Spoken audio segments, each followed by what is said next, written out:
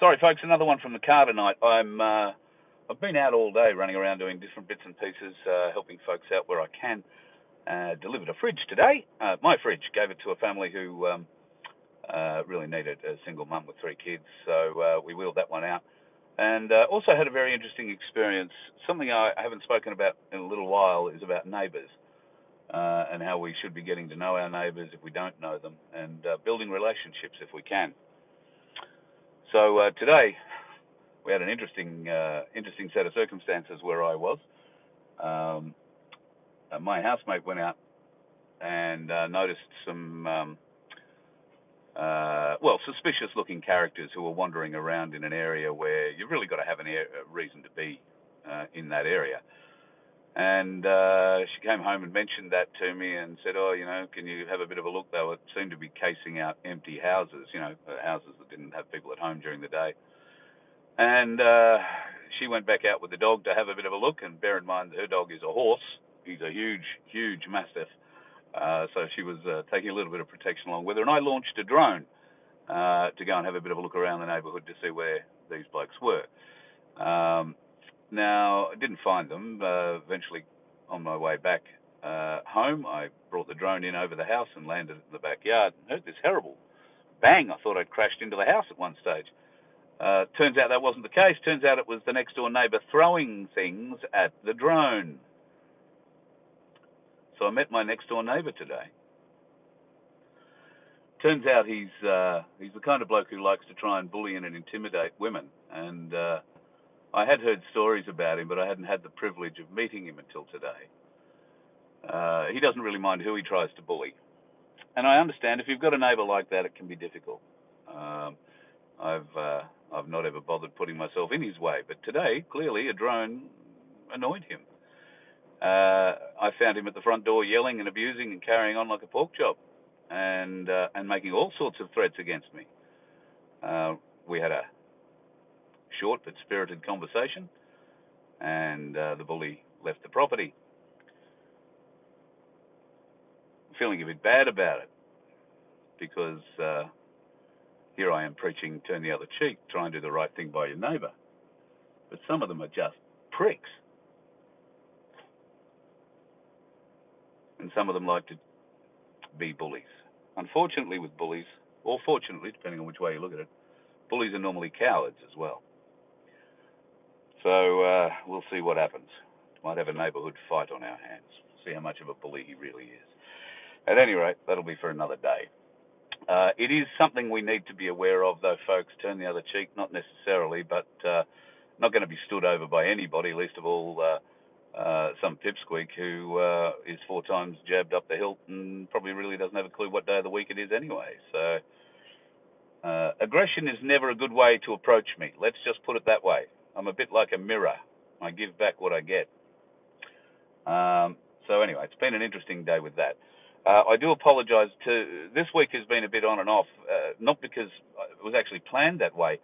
It's just things have worked out. As you know, we're putting together some deals in the background, and we've had a few meetings this week. Some of those, in fact, I'm at one now. I'm about to go into one now,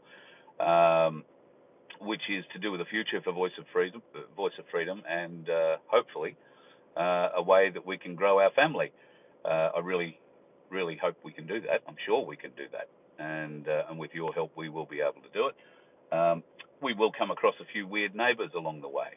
So we need to find ways to communicate with them better.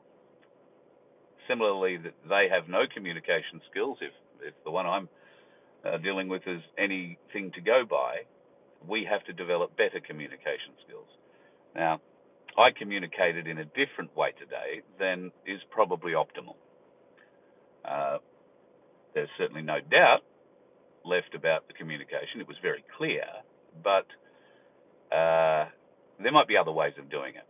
And I hold my hand up and I'm the first one to admit I probably could have handled it better or differently. Maybe not better, but differently. So, turn the other cheek? No, but don't allow yourself to be stood over by anybody or anything, be that social media, social pressure, friends from peer pressure, if you like. or from some numpty who is, I don't know, got a set against whatever for the day. Just not worth playing the game with them. Try and set them straight. If you can't set them straight, let them live their life. You go and live yours, and that's what I plan with this fella. If he's smart enough, and one wonders, because he did make an awful lot of threats,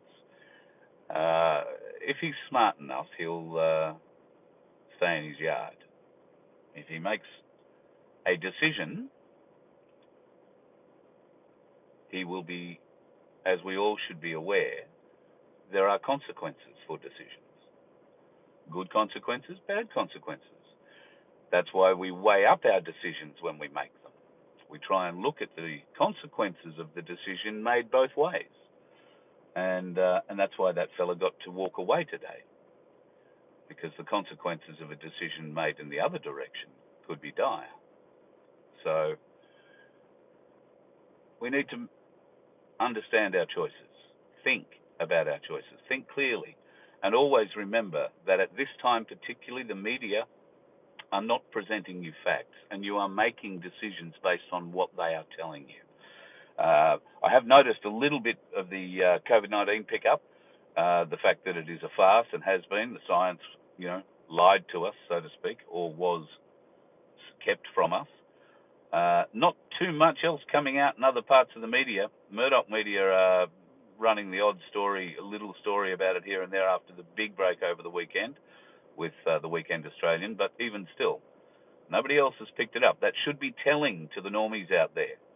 All right, why isn't that story being picked up? And yet, I know people who walked past, I drew their attention to that headline, and it meant nothing to them. So, I don't know what we're going to do about that. Don't know what we're going to do about that. Just keep plugging away. That's all we can do. As I said, at the moment, I'm about to go into another meeting. I've had to drive down to the Gold Coast for this one. Sort of sprung on me a little bit late. Otherwise, I would have been working the show a bit earlier. But unfortunately, not so tonight. I will do a little live when I finish this meeting. I'm not exactly sure how long it's going to go. I'll do a little live. We can talk about a couple of the other things that have gone on in the last couple of days.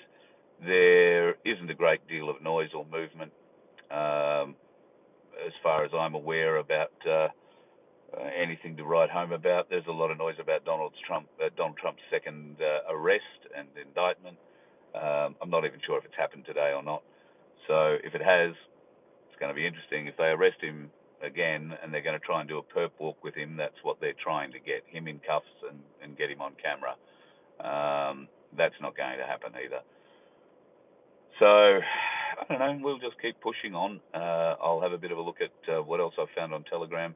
I do have quite a few number of things I was going to mention in tonight's show, but it's sitting on a pad back in the bedroom.